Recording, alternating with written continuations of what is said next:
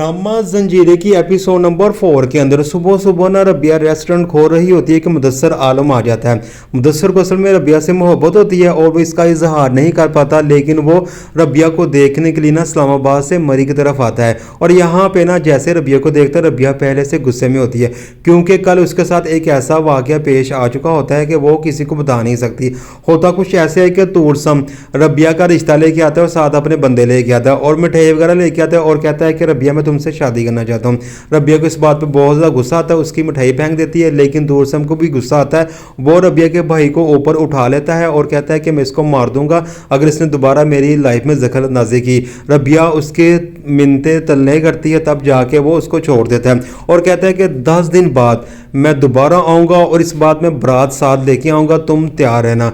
मैंने कहा 10 दिन का मतलब 10 दिन है। इस बात पे रबिया बहुत ज़्यादा परेशान होती है और उसका मामू भी परेशान होता है। उसका मामू कहता है कि इसका सिर्फ एक ही हल है कि तुम्हारी फ़ौरन शादी कर दी जाए, लेकिन रबिया नहीं मानती। अब होता कुछ ऐसा है कि सुबह सुबह ना जब मुदस्सर आलम आता है ना रबिया को देखने के लिए, तो रबिया उसको डांट के भेज देती है। कुछ भी नहीं खाता, वो बेचारा चला जाता है, लेकिन रबिया का भाई ना उसका पीछा करता है और पहाड़ों के दूसरे रास्ते जाकर उसकी गाड़ी के आगे आ जाता है और सारी बातें ना मुदस्सर को बता देता है। मुदस्सर ना अब ना कहता है कि मैं ना प्रॉपर रिश्ता लेके आऊँगा। इस तरीके से वो कई दिन बाद ना आता है और रबिया का हाथ मांगता है। रबिया फिर उसको देखती है, उसको डांट देती है, लेकिन यहाँ पे ना रबिया फिर मान भी जाती है। लेकिन यहाँ पे ना आपको बात बताता जाऊँ कि शेरदिल को कुछ दिल में तकलीफ थी। जैसे ही उसका टेस्ट करवाया गया तो पता चला कि उसको किसी ने जहर दिया हुआ है, उसके पूरे खून के अंदर जहर फैला हुआ है। शेरदिल कहता है कि कौन है जो हमारे बावर्ची खाने तक आ गया। उनको नहीं पता कि उनके घर की जो नौकरानी थी गुल, वो ही ये सारा काम कर रही थी,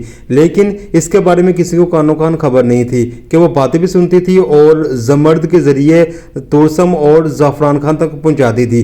अब ये एक ऐसा प्यादा था जिसके मुतल्लिक ना तो शेरदिल को पता था ना सुराब को पता था, लेकिन वो अंदर अंदर से उनकी बातें सुन के ना आगे पहुँचाती जा रही थी। तो यहीं पर एपिसोड भी ख़त्म हो जाएगी। इसके बाद जो आने वाले एपिसोड होगी उसके अंदर क्या होगा उसको जानने के लिए, सुनने के लिए मेरे चैनल को सब्सक्राइब करें और बेल आइकन को लाजिम प्रेस करें। मैं आपको बताता हूं कि ड्रामे का एंड कब होगा और अगली एपिसोड में क्या होगा। शुक्रिया।